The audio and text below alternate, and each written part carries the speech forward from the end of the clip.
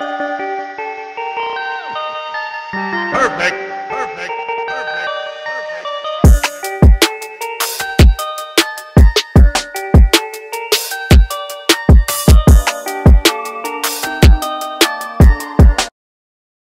Message.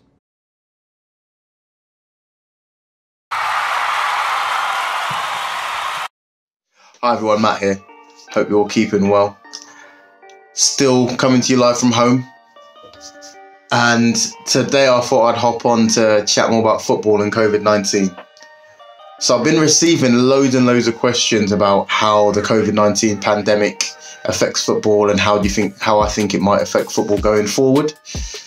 So much so that I've promised that I'll do a little series of videos answering some frequently asked questions about COVID-19 and football. So over the last few days, people have been sending me in various different questions just via text or whatever, and I've been going through them. So those questions will be answered in turn. But I did get one yesterday from a close mate of mine, and it did tickle me. Now, hear me out. Don't know if you guys remember, some of you might do, that about a month ago, Sky Sports pundit Gary Neville was asked about completing the season. And he made a little comment right at the end of his segment where he said, if football players need to play every day for 9 days to finish the Premier League as a worst case scenario, they would do it because they'd just get their heads around it and they would make it a festival of football, and it would be something quite spectacular. And doing a festival of football for 2 weeks where the league's finished in 2 weeks, the Champions League's finished in a week, the FA Cup is finished in 4 days, could be something quite special. And at the time I didn't think anything of it. Month down the line, still no football, and obviously now that's been swirling around my brain, because I'm wondering if that happens, how's that going to affect me on a daily basis, me and my colleagues. So yeah, someone asked me about it, asked if it was possible, and asked what some of the challenges might be, and it got me thinking. So I thought, let's talk about that today. So that's what we're going to chat about. Enjoy.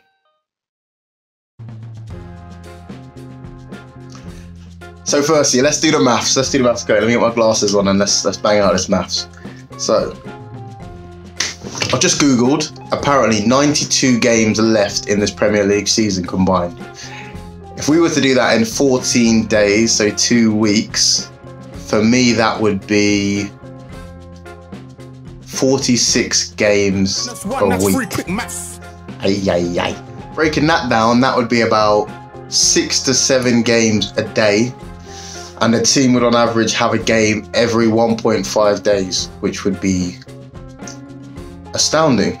Right, okay, so I think that's most. Now, how would that work in a practical sense? It would vary and it would affect a lot of people in a lot of ways. I think the first thing actually would be to determine whether it all takes place at kind of a central area, like in a sort of a camp-based approach, or we're still doing the home away legs, which obviously would involve distinct amounts of travel. So I think that's the first thing we'll have to determine. And then after that, there are plenty of stakeholders that will be sweating at the idea of 92 games in 2 weeks. From a practical standpoint, I mean, it would be absolutely mental. Teams would be playing back-to-backs or maybe back-to-back-to-backs.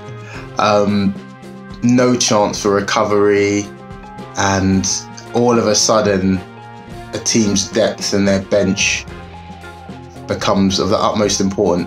Fringe players, now's your chance, step up. Academy players, listen mate, this could be a chance, go and make a career for yourself. I think it would be mental, absolutely incredible. Good and bad things, either way. Interestingly, I would say in basketball in America, the NBA do it. They do have back-to-backs and they do have 3 games in 4 days. And on average, the teams play 3 games a week. Obviously, completely different sports, but just saying that, it's not totally unprecedented in the sports world, in the sort of elite sports world. So who would actually be involved in getting this stuff done, and who would suffer? Well, how would they be affected? I wouldn't say everyone would suffer. I think, you know what, the more I think about it, I think the people that I feel the most sorry for are the groundsmen. I do not know how you could keep those pitches in an ideal condition with that amount of games in that short period of time. Again, it would vary if it was a central location, you know, with 20 pitches or 20 or 30 pitches that we have to rotate around, then that's a different challenge than just having to look after your home ground. But still, the amount of work for groundsmen would be horrendous. And, you know, salute to them, shout out to them. I think they're the forgotten men. Yeah. A close second in terms of the suffering scale would be the kit and equipment teams. People do not realise the amount that these guys have to do. Having to move all the equipment between a training ground and matches, having to be there early everywhere we go, whether it's training or a match, to set up for the team and for the medical and technical staff, and be there after everyone's finished every time, would just be absolutely horrendous for them. So just want you to know I appreciate you guys, and I understand the suffering that you go through. Also, the people in charge of logistics, I mean, I'm not quite sure how they would do it. Again, it depends. If it's still a home and away type setup, I think that would be horrible, if not completely impossible for them. They'd have to organise all the travel, all the accommodation, and it could potentially involve us travelling every single day, staying in different hotels, different parts of the country, every single day, organising the transport to and from those places, making sure everything's up to standard in those areas when we arrive. And in terms of just timing everything, it'd just be really, really difficult, if not impossible. So I think those three parties, the groundsmen, the kit and equipment team, and people in charge of logistics, whoever that might be in the club, are in a very, very tough position, just in terms of the purely practical sense of it all.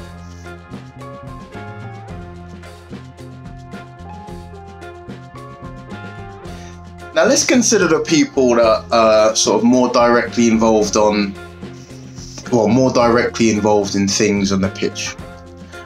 So, technical staff, obviously coaching, manager, opposition scout and analyst, you know, those types of people. They're really in between a rock and a hard place, because really there's so many games, you can't truly prepare for each game individually. But equally, there's too much at stake to not actually try, you know. Speaking to one of my friends who's an analyst, he reckons that he would probably need an extra 2 members of staff, and even then he'd be working 16-hour days to get the relevant information, which would probably be of limited value. And it'd be of limited value in terms of match preparation, because due to the fixture congestion, there'd be so much rotation game to game that, you know, it's hard to predict what's going to happen. Secondly, there'll be so little time to give the team the relevant tactical instructions for each match. They don't have the time to process what's going on between matches. So that would be extremely difficult, a fruitless task potentially. But, you know, it's all about marginal gains in elite sport, isn't it? I mean, I'm guessing here, but I reckon the emphasis would just be on the psychological aspects, really, you know, just about mentally keeping the players fresh and keeping them alert, being able to operate at a high level to make optimal decisions, and then basically leave it to them. I think that will be the interesting thing. It will just be so much based on footballing instincts and luck and X, Y, and Z. It'd really change the outlook of each match, because with fatigue and rotation being such a massive factor in the outcome of each game, it'd make them really, really hard to predict, I reckon. Right, so sports science. I use the term science loosely because if you're trying to prepare for 9 games in 14 days, I don't care who you are going to be banking on a lot of luck. There's no time for rehabs, there's no time for prevention, there's probably not even time for training, to be honest. It would just be a constant cycle of match recovery, trying to get them to peak at the right time. I'm not a sports scientist by trade, but I would suppose that there'd be no semblance of load management.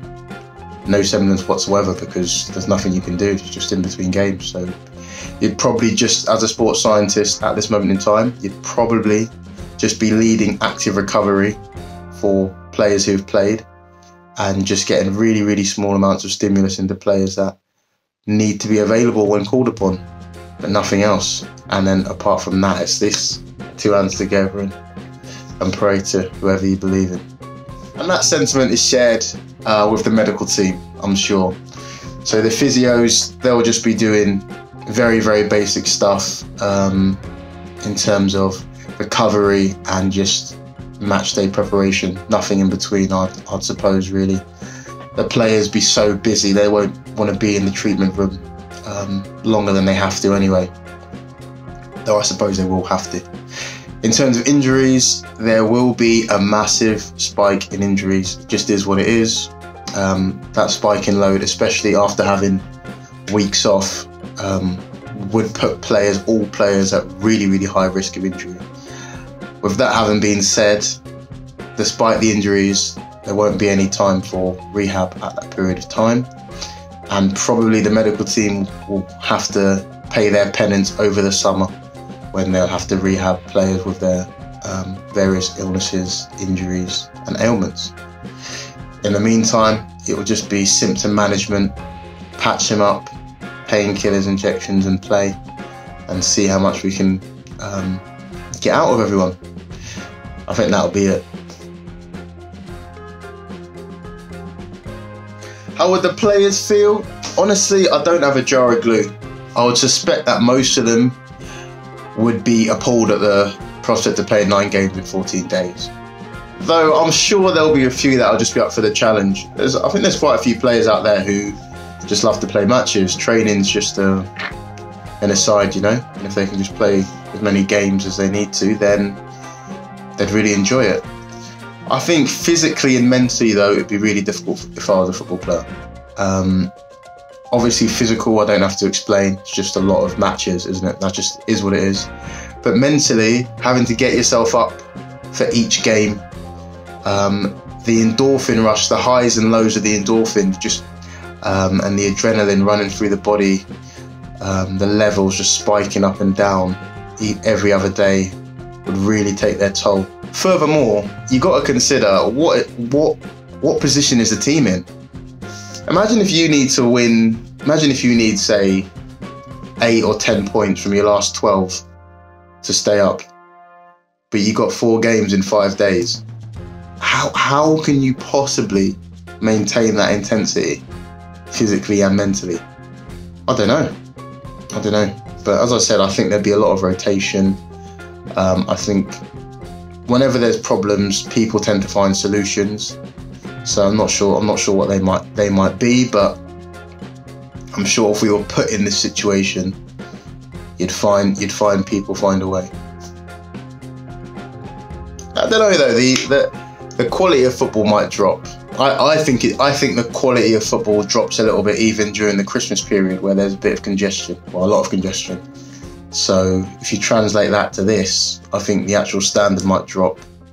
And I think that's something to consider for sure.